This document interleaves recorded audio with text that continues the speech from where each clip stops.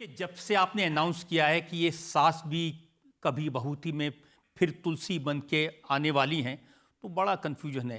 कांग्रेस के लोग तो बड़े खुश हैं कि चलो ये गई टीवी में, पीछा छूटा। वो तो कह रहे हैं कि गई भैंस पानी में। तो आप मुझे भैंस कह रहे हैं कि पानी? क्योंकि भैंस कह रहे हैं तो मेरी फिजिकलिटी पे आपका तंज है, पानी कह रहे हैं तो आपका संकेत है कि इंसान के नाते मैं कितनी गहरी हूँ।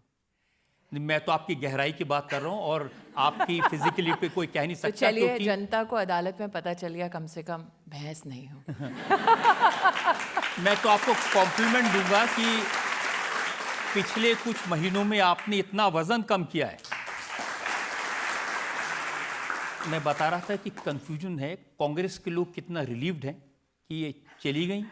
देखिए, और युद्ध की भूमि पर रजत जी कई सिपह सालार शिकस्त प्राप्त करते हैं या फिर वो हारते हैं, लेकिन आपका युद्ध की भूमि पर ओहदा ऐसा बढ़े कि दुश्मन भी इतराए आपको मार के।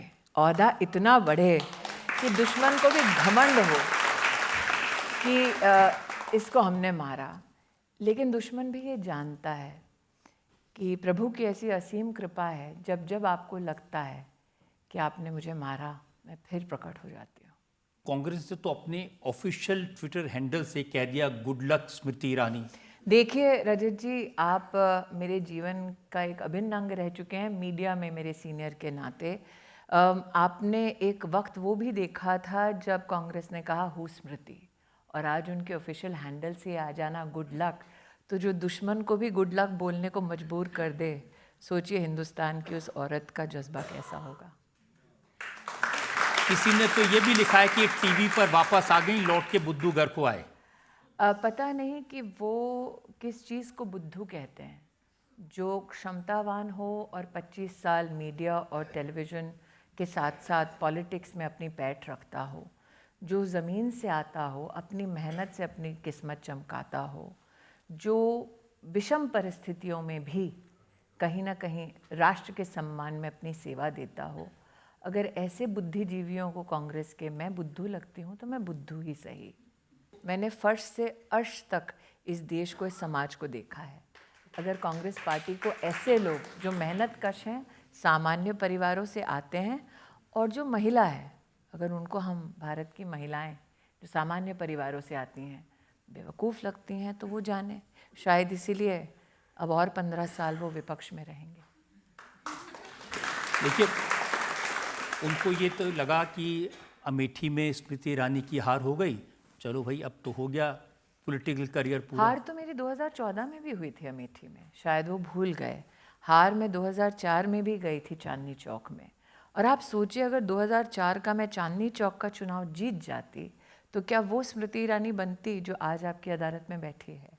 तो मेरी किस्मत हमेशा जीत ने नहीं लिखी है, कई बार मैंने अपनी हार से भी अपनी किस्मत को नए अंदाज में लिखा है।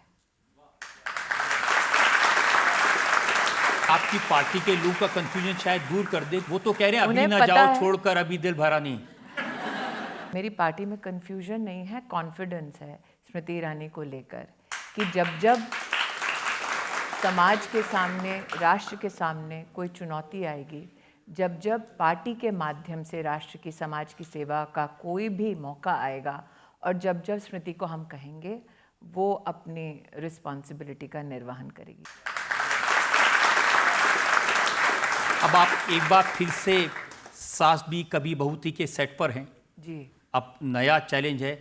कई लोगों को लगता है कि हम मीडिया के लोग बहुत इंसुलर हैं, हमें कोई सरोकार नहीं हमारे समाज में क्या हो रहा है। बहुत कम लोग ये समझते हैं कि कलाकार जो भूमिका निभाते हैं मंच पर या फिर टेलीविज़न के पर्दे पर, या आप जैसे महानुभाव जो न्यूज़ के माध्यम से समाज को गठित करते हैं, सूचित करते हैं, उनकी अपनी एक सोच होती है, अपना एक तजुर्बा होता है। देश की धड़कन में कहीं ना कहीं उनकी धड़कन भी शामिल होती है। तो जो देश के दिल और धड़कन से जुड़ जाए, इतना बड़ा सौभाग्य कितनों को मिलता है।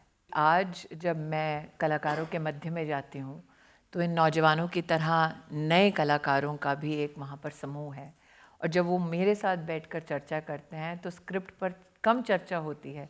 देश की संसद में क्या चल रहा है, देश की आर्थिक व्यवस्थाओं में क्या चल रहा है, देश का इतिहास क्या है और देश का भविष्य कैसे बनाना है, इन मुद्दों पर भी बातचीत होती है। तो ये प्रॉब्लम नहीं हो सकती क्योंकि 2014 में भी आप सेट पर थी और एक फ़ोन आया था और आप सब कुछ मैं छोड़कर चली शिमला गई। में ऋषि कपूर साहब के साथ एक फिल्म में काम कर रही थी जब सुबह सुबह फ़ोन आया कि आपको दिल्ली आना है, दोपहर को शपथ लेनी है। तो मेरा अंतिम जो क्षण था, जो मैंने कैमरा को फेस किया था, वो स्वर्गीय ऋषि कपूर जी के साथ था। और ऋषि कपूर जी ने आपको सलाह दी कि उन्होंने कहा कि पलके भी मत झपकाओ, समय भी मत बिताओ। बाकी लोग जो क्रू में थे उन सब ने इस बात का कहीं ना कहीं खुशी जाहिर की और ये भी कहा जल्दी से बैग बांधो और दिल्ली जाओ, क्योंकि राष्ट्र सेवा से बड़ी सेवा और ऐसा बड़ा सौभाग्य और कोई नहीं है। तो अब कोई ऐसा मौका तो नहीं आ जाएगा कि आपको फिर फ़ोन आएगा और फिर क्योंकि के सेट से वापस दिल्ली में शपथ लेते हुए दिखाई देंगी? देखिए, मौक़ों को मैं नहीं तलाशती, मौके मुझे तलाशते हैं। तो कौन सा मौका मुझे कब तलाश लेगा, ये मैं नहीं जानती। इतना जानती हूँ कि जब मौका मुझे तलाशते हुए आए तो आप कहीं ना कहीं ना बेजार होंगे ना शर्मसार होंगे। मैं जो प्रतिभा लेकर पॉलिटिक्स में और मीडिया में आज जानी जाती हूँ, उस बेंचमार्क से नीचे नहीं उतरूंगी, इतना आपकी अदालत में मैं वादा करती हूँ। कई बार देखा कि बहुत सारे फिल्म स्टार, अमिताभ बच्चन राजनीति में आए थे और बाद में बड़े निराश हुए। उन्होंने कहा ये तो सेसपूल है और मैं कभी राजनीति में नहीं जाऊंगा। राजेश खन्ना साहब वो भी राजनीति में आए थे और वो भी निराश होकर के वापस गए। तो मैं राजनीति में नहीं आई, मैं राष्ट्रनीति से जुड़ी। फर्क है।